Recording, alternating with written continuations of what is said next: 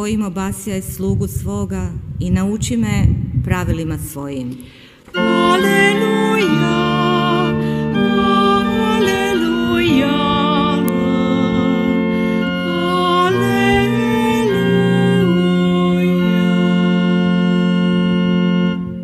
Gospodin s vama I s duhom tvojim. Čitanje Svetog Evanđelja po Mateju. Slava tebi, Gospodine.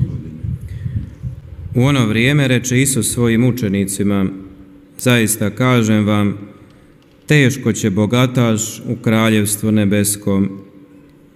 Ponovno vam velim, lakše je devi kroz uši iglene, nego bogatašu u kraljevstvo Božije. Čuvši to, učenici se silno snebivahu, govoreći: tko se onda može spasiti?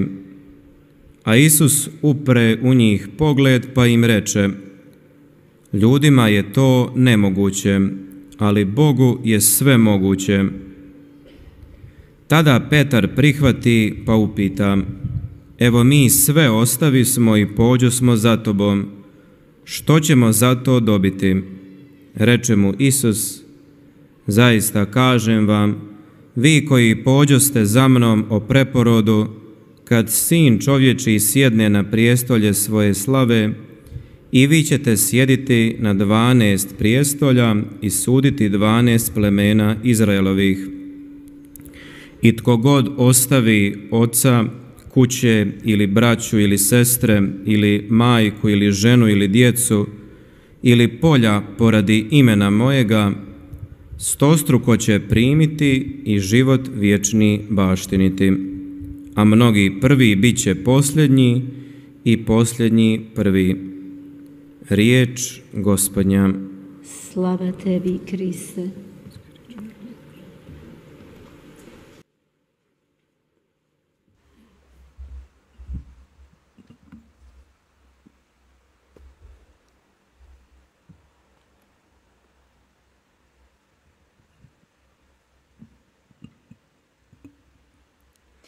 교형자매 여러분,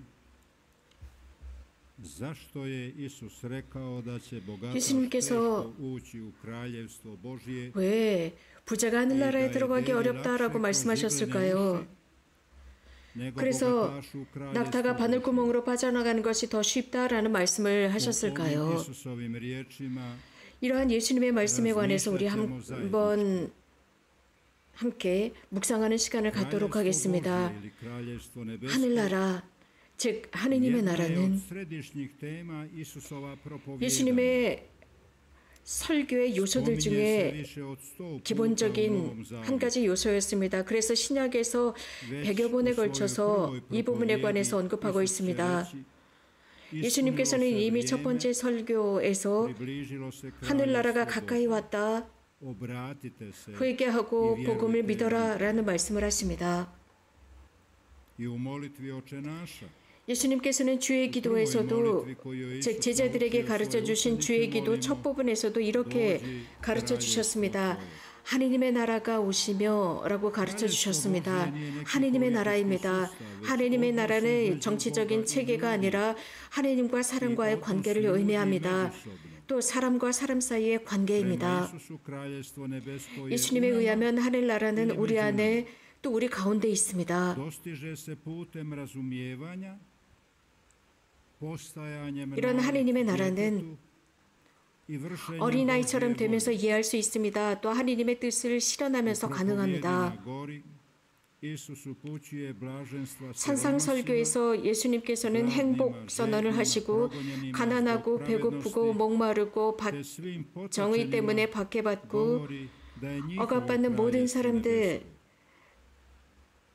하늘나라에 들어갈 것이다. 하늘나라가 그들의 것이라고 하셨습니다. 루카복음에서 예수님께서는 두려워하지 마라. 어린 양 때 너희는 두려워하지 마라. 이미 아버지께서 너희에게 하늘나라를 주셨다라고 했습니다. 하늘나라는 하느님의 새로운 나라입니다. 사랑은 하느님의 원칙적인 법입니다. 그래서 신자들을 모아드리고 그 중에 그 어떤 누구도 배척받았다는 느낌을 받지 않습니다. 모두가 다 환영받는다고 느낍니다. 가장 큰 죄인이라 할지라도 회개하고 무한하신 하느님의 자비를 받아들일 때 거기에 포함되게 되어 있습니다. 예수님께서는 하느님의 나라를 선포하시는 데 하느님의 나라야말로 하느님 아버지 스스로 시작하신 하느님의 자비의 활동의 열매입니다. 이런 하느님의 나라는 이미 이 지상에 계시는 예수님으로부터 시작이 됩니다. 예수님의 활동에서부터 시작이 되고 예수님의 그 활동을 통해서 충만하게 드러나며 이것은 미래까지 지속이 됩니다. 예수님께서는 회개하라라고 말씀하시면서 이적과 기적을 행하시면서 하느님의 나라가 그분 안에 계시는 것을 증명하고 있습니다. 환자들을 치유하셨다라고 하는 것은 이미 하늘나라가 도래한 것을 드러내고 있습니다. 죄와 고통과 죽음을 이긴 승리의 표시입니다. 예수님께서는 육신만을 치유하신 것뿐만 아니라 영혼도 치유하셨습니다. 이것은 하느님의 나라를 실현하는 두 단계입니다. 이미 예수 그리스도 안에 계시는 하느님 나라의 가치를 발견하게 됩니다. 예수님께서 세상에 오심으로써 하느님의 참 나라가 완성됩니다. 하느님의 나라에 관한 예수님께서 선포하신 하느님 나라에 관한 선포들 중에 하나는 하느님 스스로 인간을 만나러 오셨다는 사실입니다. 그리고 하느님의 나라는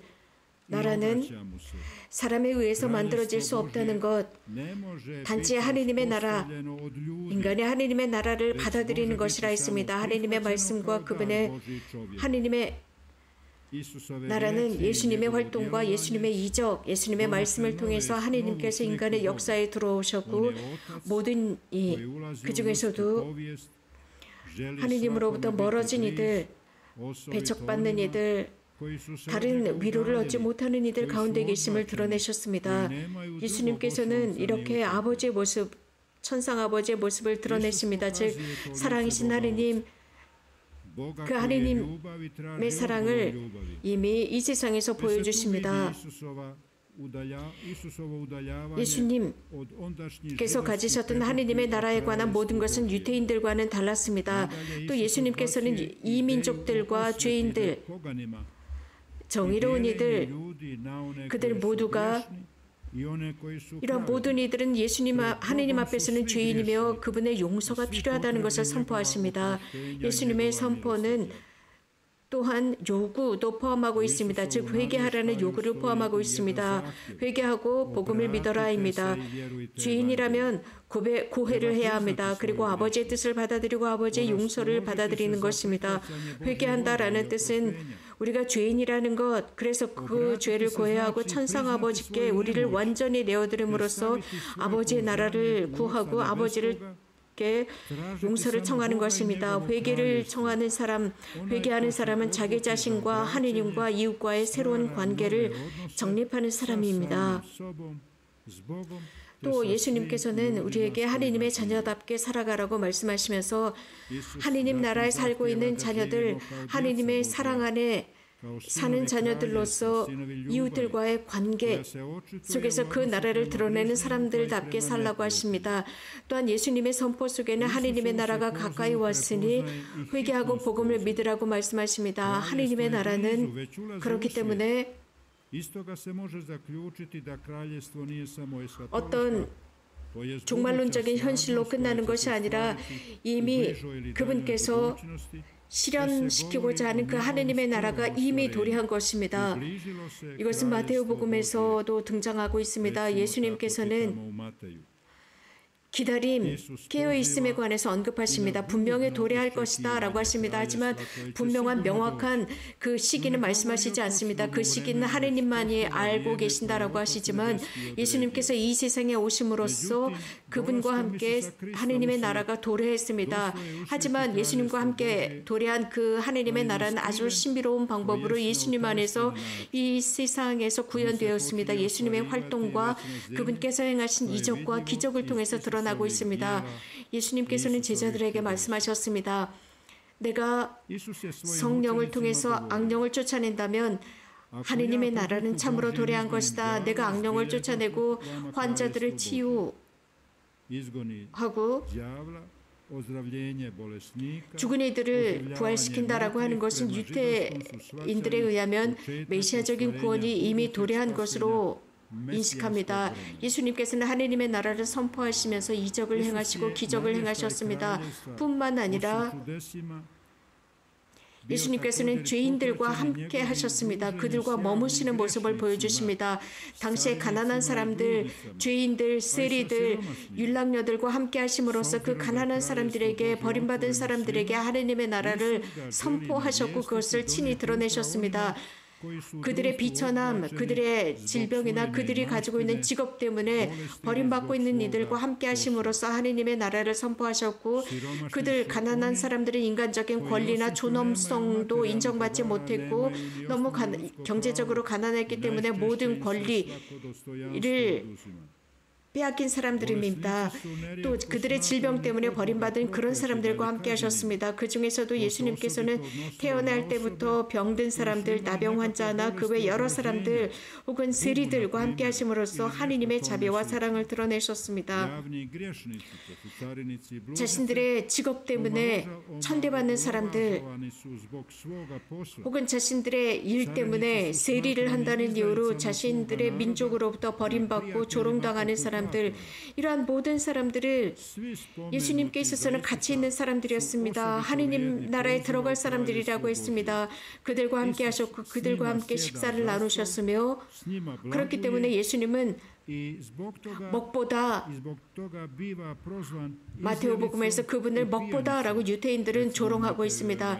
예수님께서는 그들과 함께 계시는 것을 선호하셨고 그들과 함께 먹고 마셨고 그들은 사실 소외받고 조롱받는 사람들, 그들과 함께 하면 안 되는 것처럼 여겨지는 그 유대 사회에서 완전하게 소외받는 사람들이었습니다. 그러나 예수님께서는 죄를 용서받고 그들이 환영받을 것이라 하셨습니다.